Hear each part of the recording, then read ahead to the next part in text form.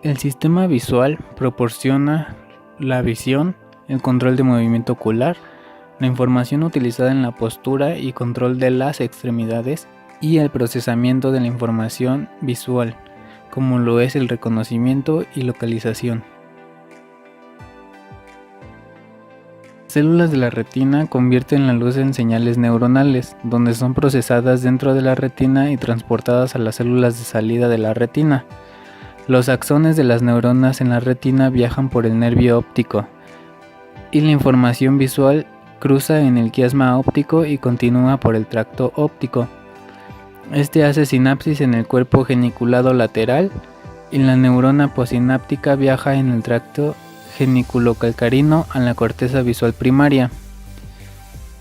En la corteza visual primaria recibe las proyecciones directas de la información visual y esto crea una alerta consciente.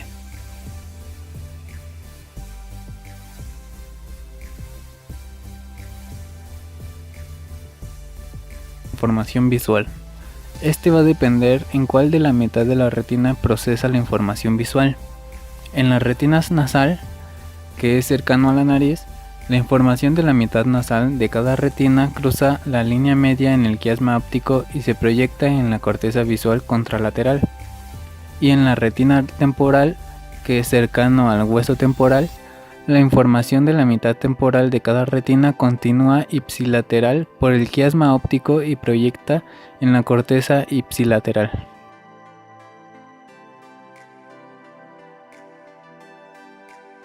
Una vez que la información visual llega a la corteza visual primaria, se estimulan neuronas que discriminan la forma, el tamaño y la textura de los objetos. Esa información se transmite a la corteza visual secundaria para después fluir a otras áreas de la corteza, ya sea de forma dorsal o de forma ventral. Cuando la información fluye de forma dorsal, se le conoce como corriente de acción y esta información será utilizada para llevar a cabo movimientos directos. En cambio, cuando fluye de forma ventral, se le va a conocer como corriente de percepción y esta información será utilizada para reconocer objetos visuales. Toda esta información tendrá dos objetivos: la respuesta reflexiva de las pupilas y la orientación de la cabeza y ojos, y esa información será transportada al mesencéfalo por las ramas colaterales que son el colículo superior y el área pretectal, donde se va a procesar la información visual.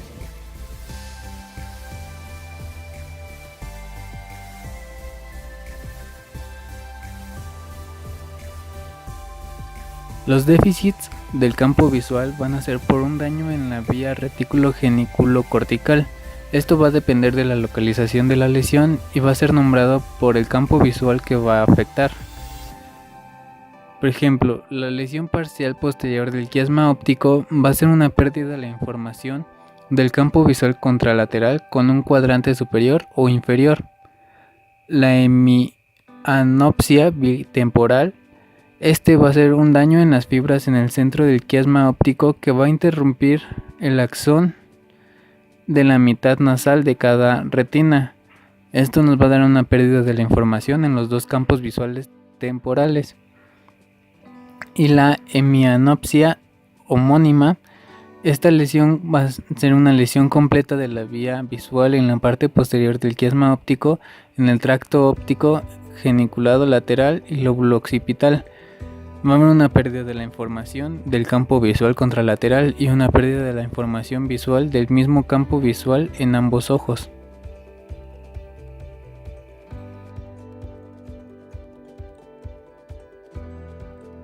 Tienen neuronas parasimpáticas que inervan los músculos de los ojos, como lo son el esfínter pupilar y el músculo ciliar.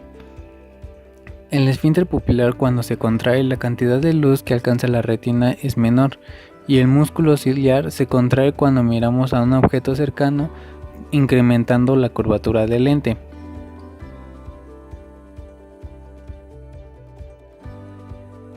El brillo de la luz en el ojo causa la contracción de la pupila en adición a las conexiones bilaterales entre el núcleo pretectal y el núcleo Edinger-Westphal. Este resulta en la contracción de la pupila en el otro ojo.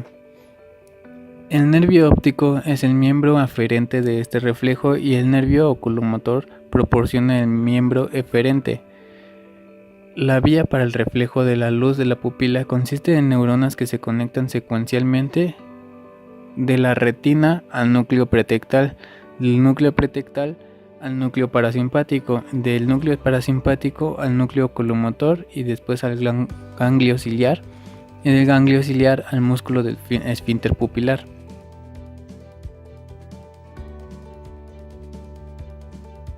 Esta consiste en ajustes para la visión de objetos cercanos. Cuando se contrae la pupila, los ojos convergentes o aductores y los lentes se vuelven más convexos.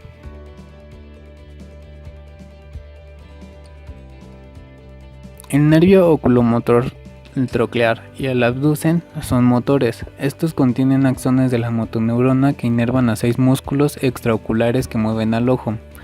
Entre estos músculos extraoculares incluyen 4 músculos rectos y 2 músculos oblicuos. Entre los músculos rectos se encuentran el recto lateral, que mueve el ojo lateralmente, y el recto medial, que mueve el ojo medialmente. Y entre los músculos oblicuos está el músculo oblicuo superior y el músculo oblicuo inferior.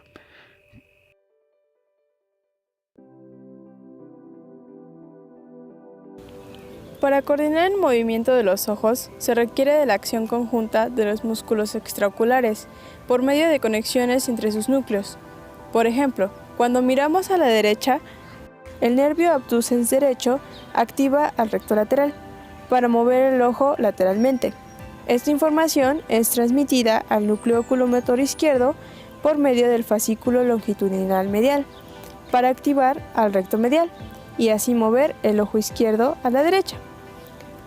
La función principal del fascículo longitudinal medial es coordinar el movimiento de los ojos y de la cabeza por medio de conexiones bilaterales entre el núcleo motor vestibular y el núcleo motor ocular del tronco cerebral y el núcleo accesorio espinal de la médula espinal.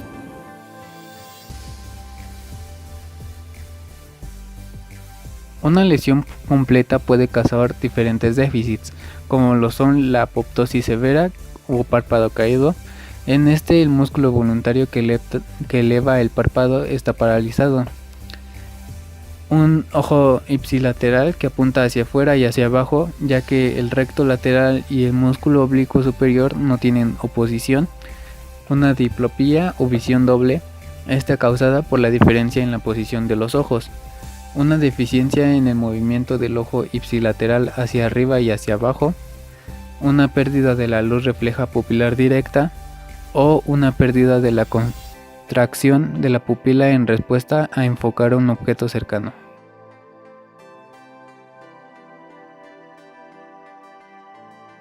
Cuando movemos nuestros ojos en dirección horizontal, ciertas áreas en el lóbulo frontal envían señales por el área reticular pontino-paramediana, que se localiza en el puente de Baroglio, hacia los músculos recto ipsilateral y núcleo oculomotor contralateral, donde este último envía señales al músculo recto medial por el nervio oculomotor para así llevar a cabo el movimiento.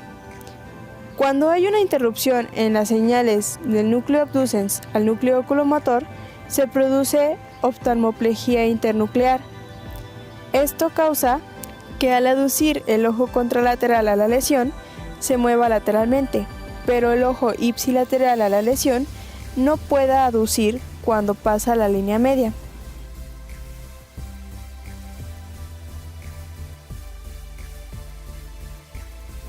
La estabilización de la mirada o fijación visual durante el movimiento es logrado por el BOR y el nistagmo optoquinético.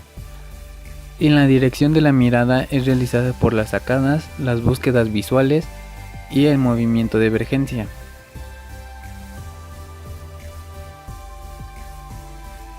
El reflejo vestibulo-ocular, o BOR por sus siglas, estabiliza las imágenes visuales durante los movimientos de la cabeza, evitando que el mundo visual parezca estar rebotando cuando se mueve la cabeza. Por ejemplo, cuando giramos la cabeza a la derecha, las señales desde el canal semicircular horizontal derecho aumentan, mientras que las del canal semicircular horizontal izquierdo disminuyen. Esta información es transmitida al núcleo vestibular para coordinar la estabilización visual y la información se envía al núcleo del nervio craneal 3 y 6 para activar o inhibir el músculo recto y que estos se muevan hacia la izquierda.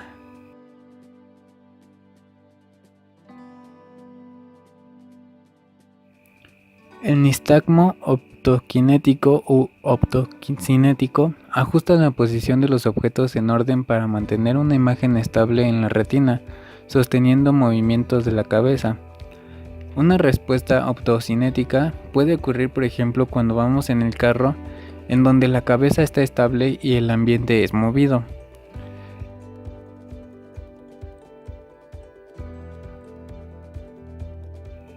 Sacadas. Estos son un movimiento rápido de los ojos para cambiar la mirada de un objeto hacia otro. Este puede ser generado voluntariamente o por una variedad de estímulos, incluyendo el visual, táctil, auditivo o nocioceptivo.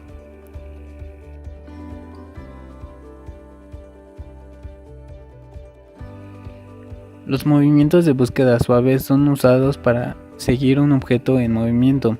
Estos mantienen la dirección de la mirada, así que la imagen es mantenida en la fovea.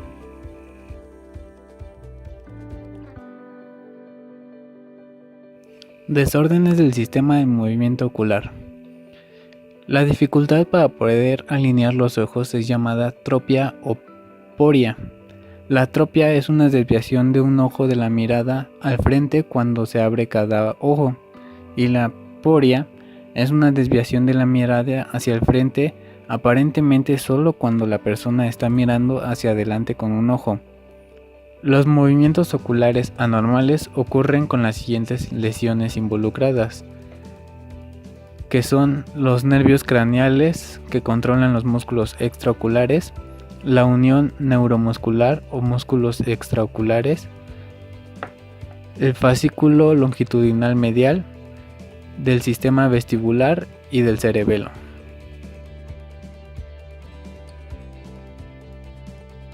La cinetosis puede causar náuseas, dolor de cabeza, ansiedad y vómito. A veces se experimenta en vehículos en movimiento, y este puede ser causado por un conflicto entre los diferentes tipos de información sensorial o por una postura inestable.